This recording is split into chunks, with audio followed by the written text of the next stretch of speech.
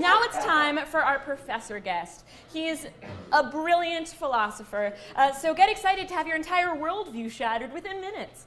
Give it up for Gideon Rosen.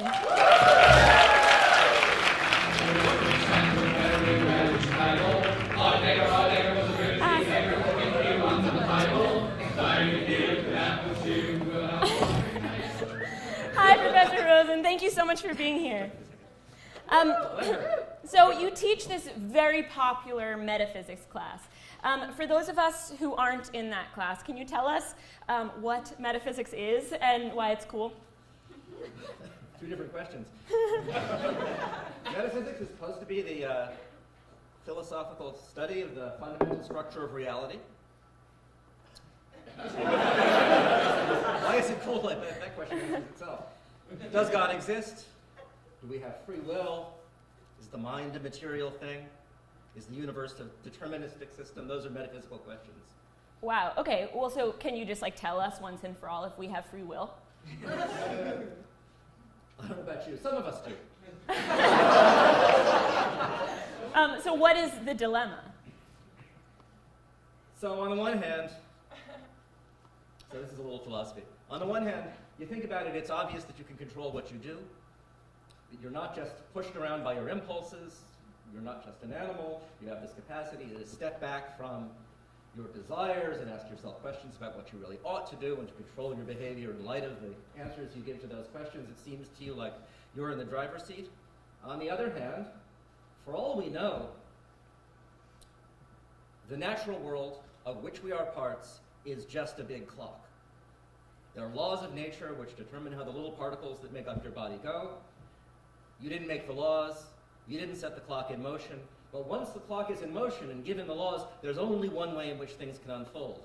And if that's the way the universe is, the future was fixed from the beginning of time, and your sense that you've got some control over which way it goes is an illusion. So that's the dilemma, and the trick is to think your way out of it. Can I ask a question? Do I have free will if every word I say has been carefully scripted by a team of writers? You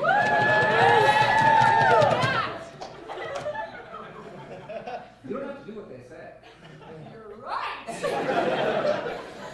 Okay, but so most recently, you've been focused on moral philosophy in your own research.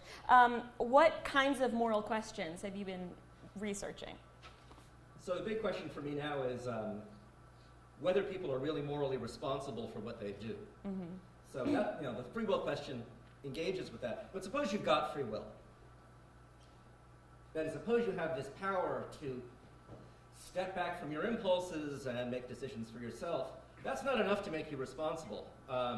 Take someone who has been programmed from birth to think that the only thing for him to do is to be a doctor. Mm-hmm.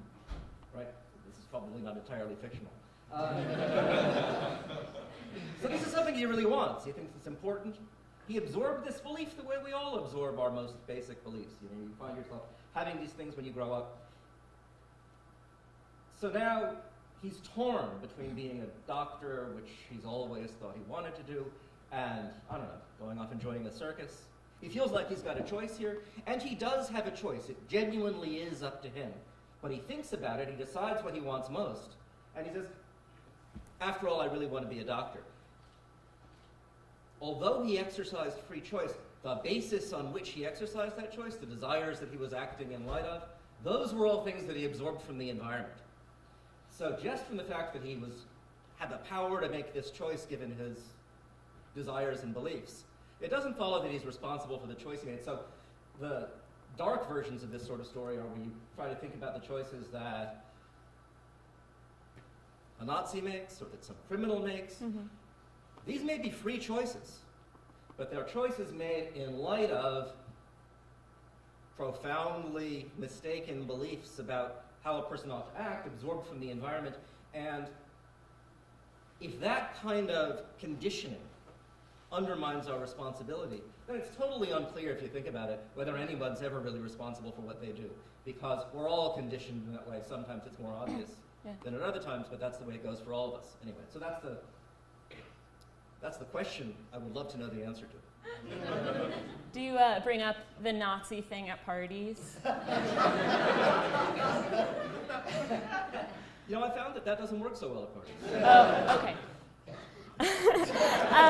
Also, you have 2 kids, right? Yes. So if they do something wrong, do they ever use that culpability argument against you? No, they never have. You know, I think I use it preemptively. That is, I'm so persuaded, or I'm so confused by this theory that I find myself tempted to, that whenever I'm inclined to get pissed off at someone for doing something, I second guess it. I think, you know, for all I know, he was programmed to be the kind of jerk he is. Maybe I shouldn't hold it against him. And if you internalize this way of thinking, it's,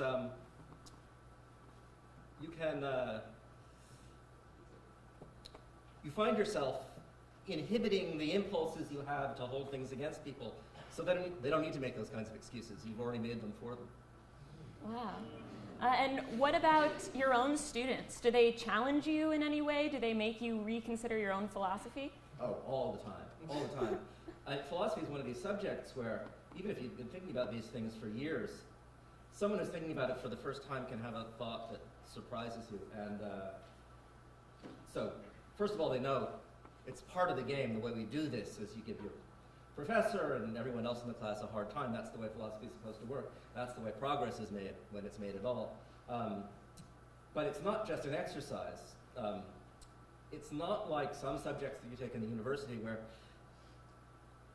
your teacher knows much, much more than you do, and it would be a miracle if you said anything that could surprise him or her. I get surprised by my students all the time.